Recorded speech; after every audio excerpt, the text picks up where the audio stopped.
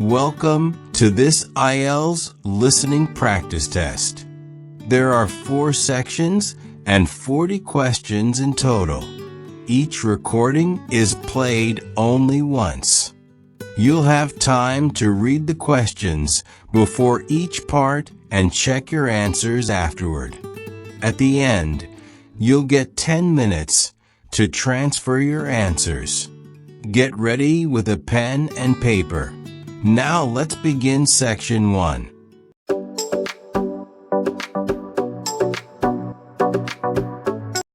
Section 1.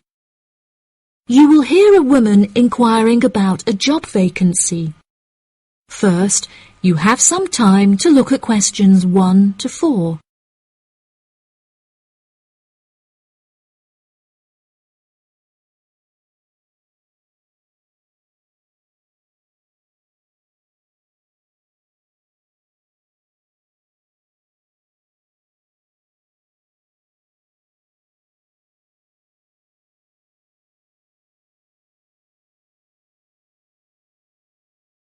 You will see that there is an example that has been done for you.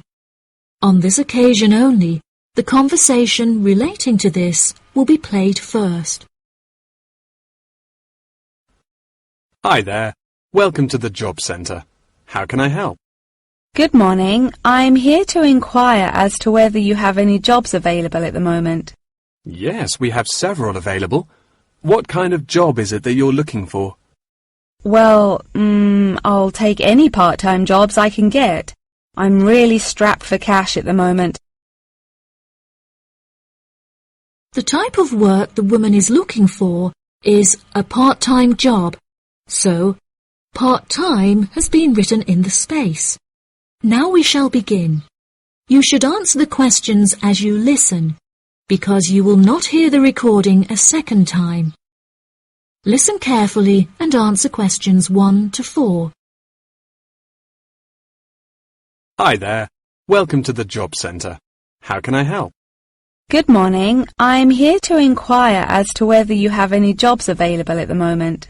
Yes, we have several available. What kind of job is it that you're looking for?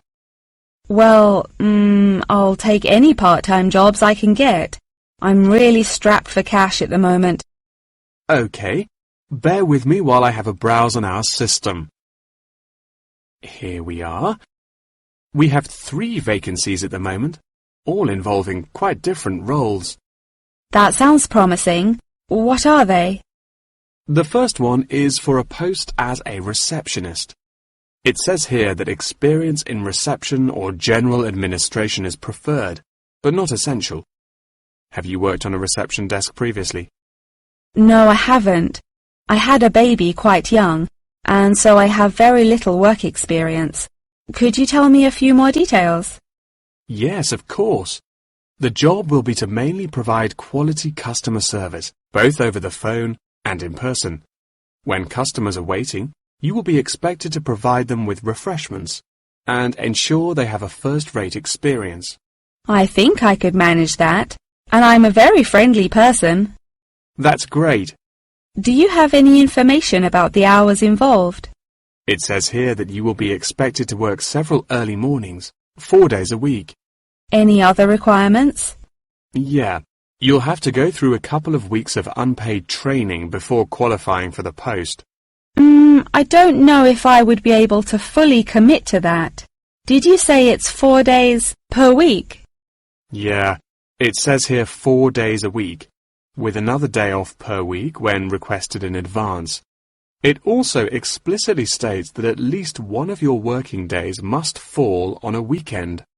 I'll have to think about that and talk to my babysitter. Before you hear the rest of the conversation, you have some time to look at questions 5 to 10.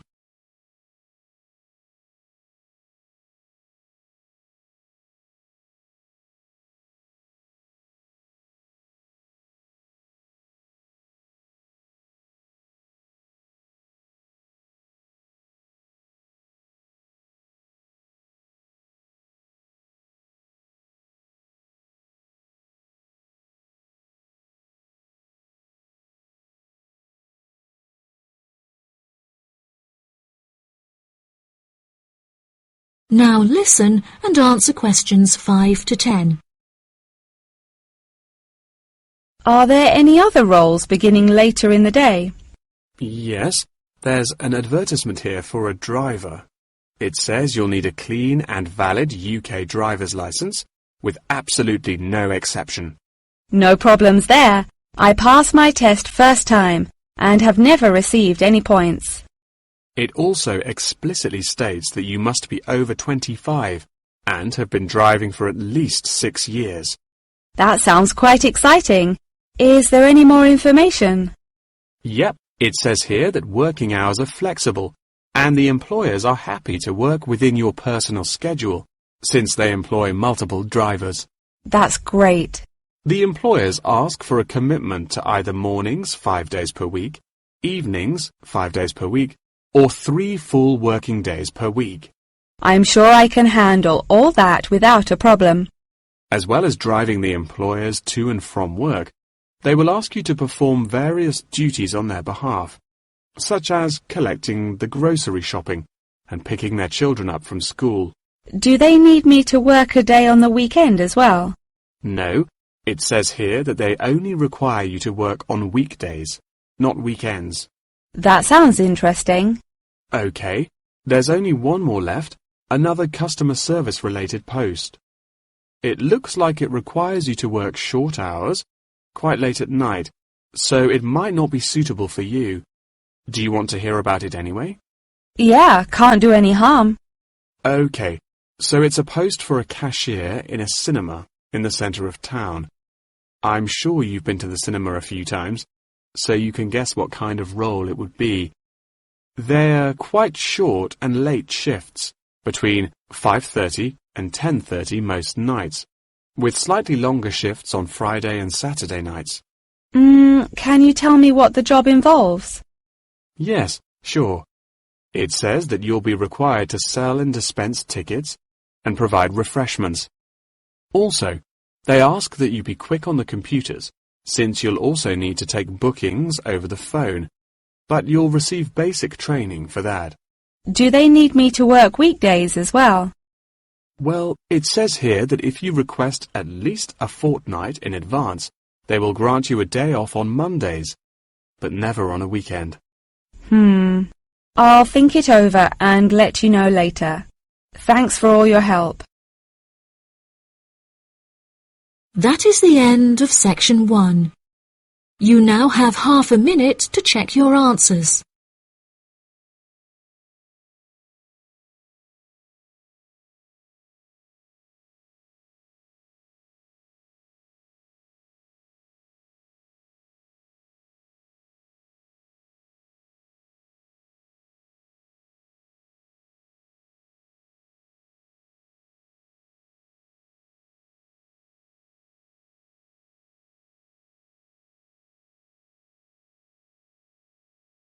Now turn to section 2.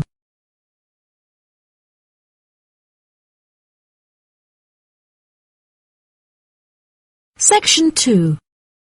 You will hear a representative from an organisation called Connection giving a talk about a homestay organisation. First, you have some time to look at questions 11 to 14.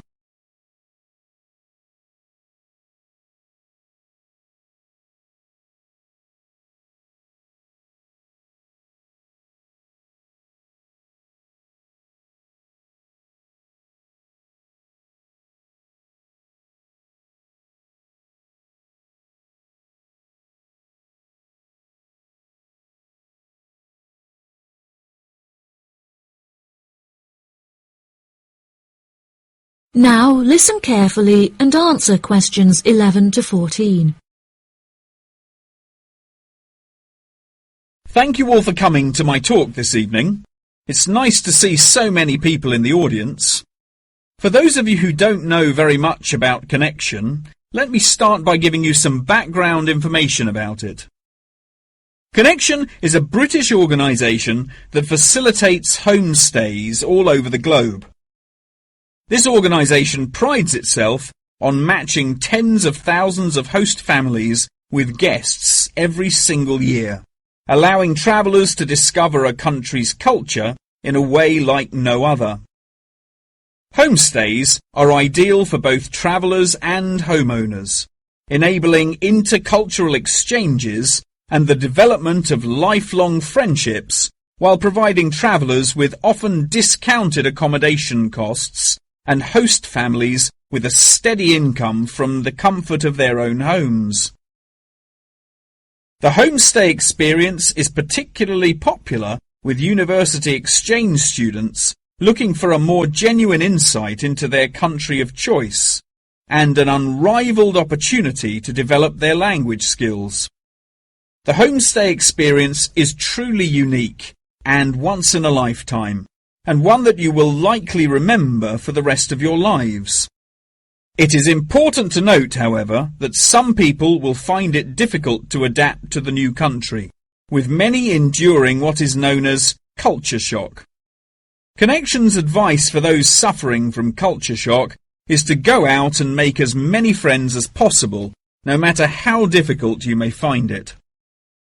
Friends are guaranteed to help you feel more integrated as part of the local society and show you some great places to hang out. At first, it might seem extremely challenging to overcome the language barrier between you and your host family. However, you will find that you quickly overcome this and develop a very close and almost familial relationship. Many of our travellers have suggested that they have found discussing their hobbies and other interests with their host families is the best way to overcome any barriers, since you are more likely to find something you share in common. For example, you might find that you are both passionate about football and end up playing in the local field every week. One of our guests undertaking a homestay in a rural area of the UK told us that she and her host now take a Tai Chi class together upon a hilltop at sunrise, calling the experience absolutely breathtaking.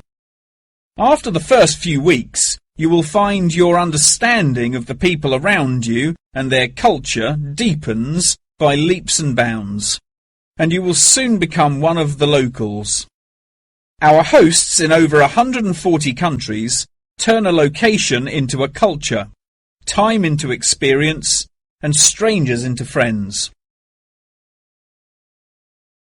Before you hear the rest of the talk, you have some time to look at questions 15 to 20.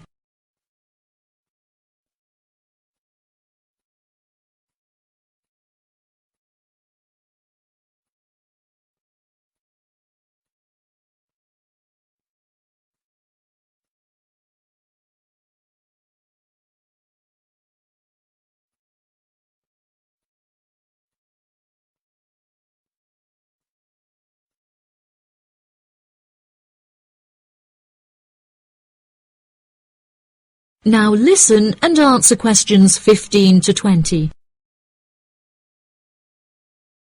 So how can you find out about applying for a homestay? The best way would be to visit Connection's website, www.connection.com, and contact one of their friendly advisors for more information. Once you have confirmed your interest in the service, we would strongly advise that you remain in close contact with the registration office, which will send you several emails keeping you up to date with potential matches in your country of choice. Once registered, Connection will require you to send various documents and will act as an intermediary between you and the host family prior to final confirmation and payment.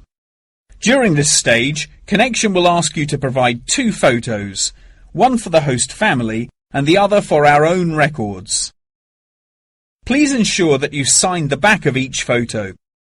Due to the nature of the service Connection provides, security is an absolute must, and they will ask you to send in photocopies of your passport, birth certificate, and a bank statement as confirmation of your identity. On receipt of these documents, the official process will begin and your bank account will be debited for the initial deposit of £200. If you haven't received any acknowledgement confirming receipt of these documents from us within 7 working days, please contact the main office. As I mentioned before, due to the nature of the organisation, Connection operates a meticulous screening process, and all applicants will undergo an interview in our head office in London, with exceptions made in extreme circumstances. After your interview, it may take us several weeks to carry out the decision process, so please be patient with us. If you would like a fast-track service, please indicate this on your application, and we will notify you of the additional charges. Finally, once we have come to a result about your application, you will receive a decision in the post. If you do not receive an offer of placement, we will refund your deposit within 7 working days. That is the end of section 2. You now have half a minute to check your answers.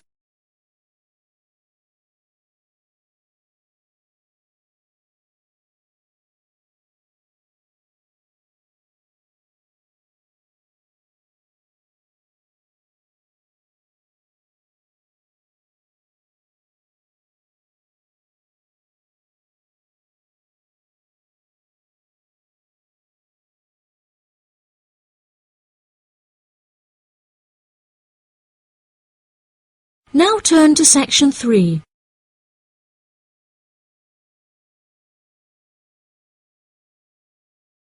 Section 3. You will hear a conversation between 2 students and their professor discussing an essay. First, you have some time to look at questions 21 to 26.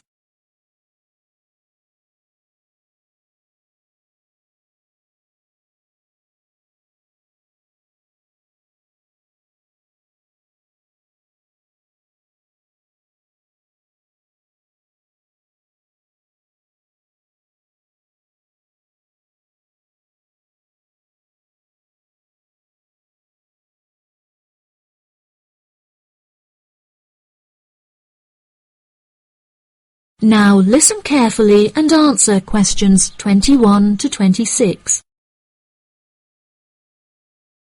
For next week, I'd like you to undertake a piece of research in preparation for writing your final essay. In order to gain top marks, you must include a range of primary, secondary, and tertiary sources. Are there any questions? Yes, Professor, I have a question. We haven't yet covered how to undertake this sort of research in much depth, and I'm a little unsure of what you want us to do. In telling us to include primary sources, do you mean you want us to design and distribute a questionnaire, analysing the results? You could design a questionnaire, but you'll soon find that distributing a questionnaire on such a large scale is somewhat troublesome. We couldn't possibly expect you to do it effectively as an individual university student without the necessary resources. No, ideally, I would like you to form 1 or 2 focus groups and interview them. This will provide you with a more qualitative approach. If your strengths lie in mathematics, please by all means take a more quantitative approach, but this will be more strenuous and time-consuming and isn't entirely necessary for the purpose of this study. Professor, you haven't told us what our project is about. Do we get to choose our own topic based on the previous study? No, I'm afraid not. This will be a strictly Australian study. However, you can choose which angle you'd like to take, so long as it remains within the realm of anthropology. Does anyone have any questions specifically about the formation of the focus groups? I'd had several emails about this, and I'd like to address it now. My study is related to growing up in Australia, and the question of nature versus nurture. I've gathered more than 200 school children who would be happy to participate in a focus group. Do you think we'll need to include that many participants in a focus group? Blimey, Douglas, well done for finding that many willing children. But you definitely don't need that many for the study you're going to undertake. I'd say you need no more than 5 children per group, and no more than 3 groups, so 15 children altogether. You definitely need to control the group size in order to generate a meaningful dialogue. OK, if it's useful, I'll try and do it. I appreciate your enthusiasm for the project, but there are plenty of different ways to gather data, and I'm sure that if you look hard enough, you'll find someone who has conducted almost the exact same research in the past. My advice for you is don't be too ambitious and try to include as much information about various people or sectors. For those who haven't ever collected original data before, what do you suggest we do? I would suggest that you read accounts from other people who have undertaken such research to see what advice they can give. I would also encourage you to read Chapter 8 in the course textbook, which should give you a good introduction to collecting data. Moreover, you should try to practice using the data table provided in your course handbook. By now, you should have read at least 6 or 7 books giving quite detailed instruction on how to go about collecting data. Professor, I don't know about everyone else, but I'm having trouble reading the books. I had a really big assignment for another course, and I've been spending all my time on that. Jane, have you read all the books the professor mentioned? Well, my trouble is getting hold of the books. I've been to the library several times, but all the books are out. Sounds like you should have started borrowing books a bit earlier. Yes, I should have. But I got several ones from my friend a couple of days ago. I just skimmed through them and don't remember a lot of the information. Before you hear the rest of the conversation, you have some time to look at questions 27 to 30.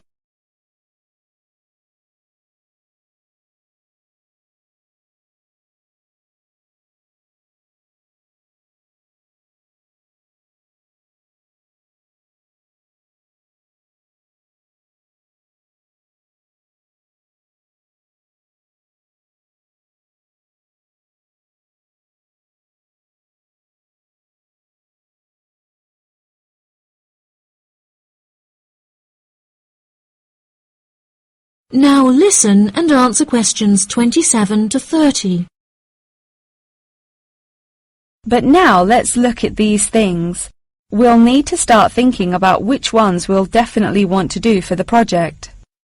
OK, the first one here is the final report. If you like, we can work together on the research and data collection side of the project and doing the final write-up. Cool, that sounds good. I'm not sure how much I'd be able to contribute considering I haven't had a chance to read the course material, but I should be able to prepare some sheets and a list of questions that can be used during the focus group sessions. That sounds appropriate. I think so too. Do you think we'll need to write a letter to send to the participants, telling them the time and place for the interviews? Positive. I can take care of that. Well, that's great. I should also include a document for them to sign saying that they're happy to be voice recorded. Oh yes, of course, I forgot about the transcript. That'll likely be a big job, so let's do half each. I'll do one of the groups and you can do the other, OK? Sounds like a plan. That is the end of section 3. You now have half a minute to check your answers.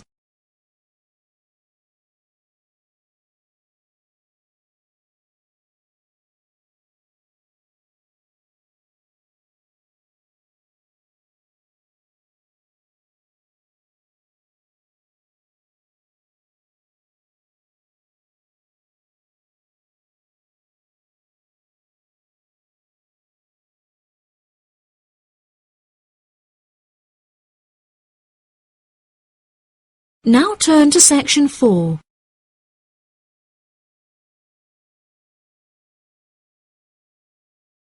Section 4. You will hear a talk on the research of the graphical symbol. First, you have some time to look at questions 31 to 40.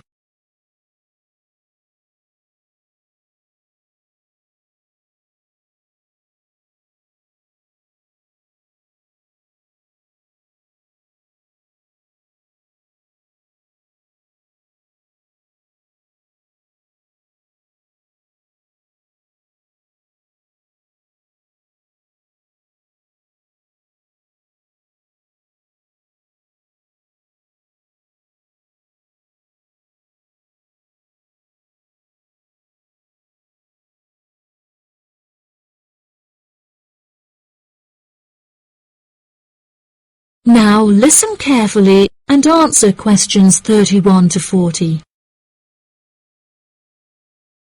Good morning, everyone. Today I'm going to talk about the graphical symbol. A graphic symbol is a written symbol that is used to represent speech, such as those used in the Greek alphabet. The term graphic symbol encompasses anything from the logographs used in Egyptian hieroglyphic writing to ancient Chinese pictograms. Early symbols were based on pictographs and ideograms before they were developed into logographic writing systems. These systems are still in use in some non-literate cultures in Africa, the Americas, and Oceania. Indeed, elements of pictography are still found in modern Chinese characters, and it is often an interesting exercise to trace the origins of some Chinese characters. Pictographs remain in common commercial use today as signs, instructions, or statistical diagrams. Road signs and public toilet signs, and even flat pack assembly instructions utilizing pictures, are considered pictographic. Ancient graphic writing systems provide researchers with a wealth of knowledge about past civilizations. In 1799, one of the most important historical discoveries was made by accident when members of Napoleon's expedition to Egypt found a stone in Rosetta that exhibited 3 different scripts. The stone, now known as the Rosetta Stone, was studied in significant depth by scholars and was first deciphered by Frenchman Jean-François Champollion in 1822. He was able to correctly determine the phonetic values of the symbols, and later research has confirmed his findings. In many of these symbols, lines are used to portray a multitude of meanings, and knowledge and understanding of these lines holds the key to comprehension of graphic writing systems. A key moment in the history of communication was the invention of the camera obscura, or camera. Although the concept can be traced back to the 5th century BC Chinese philosopher Mo Ti, the first photographic image was ultimately created in 1826 by Joseph Nicéphore Nicéph. Photography, as it was later known, enables researchers to piece together and better understand history. Today, photography forms a huge part of everyday life, and most publications contain a vast number of photographs. Photography is used in advertising and is now becoming a way to increase awareness of existing world issues. For example, animal welfare charities are increasingly using photography to advertise animals that are at high risk of endangerment. Charity workers are sometimes flown to far-flung locations to document the suffering endured by high-risk animals in an attempt to raise human awareness of their consumption activities and how they impact others. One recent high-profile campaign was undertaken by attaching a camera to the foot of a bird in order to obtain photographs of the animals in their natural habitats and understand how often they come into contact with human waste. A soon-to-be-released documentary about the suffering of animals on Midway Island shows the full extent to which human consumption is harming animals thousands of miles away from us.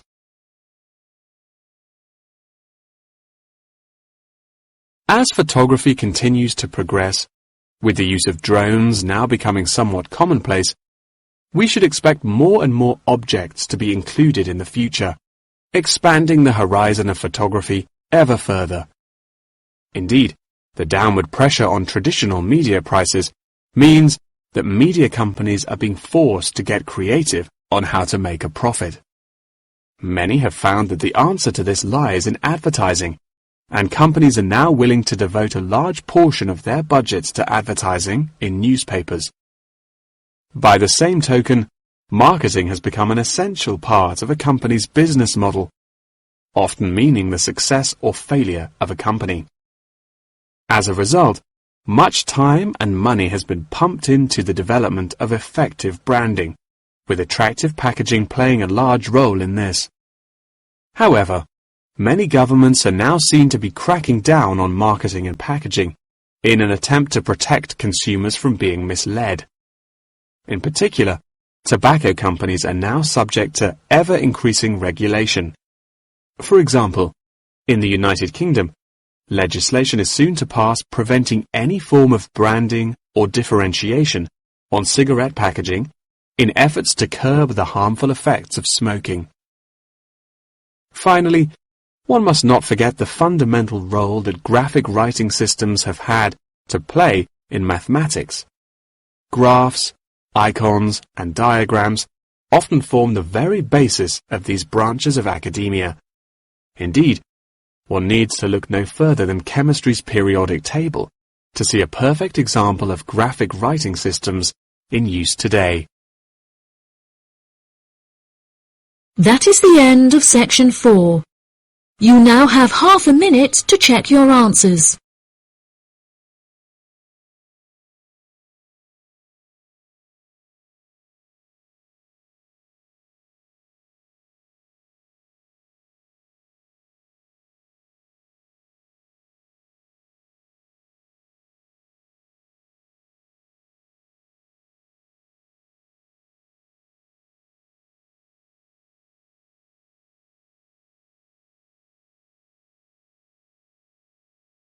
That is the end of the listening test.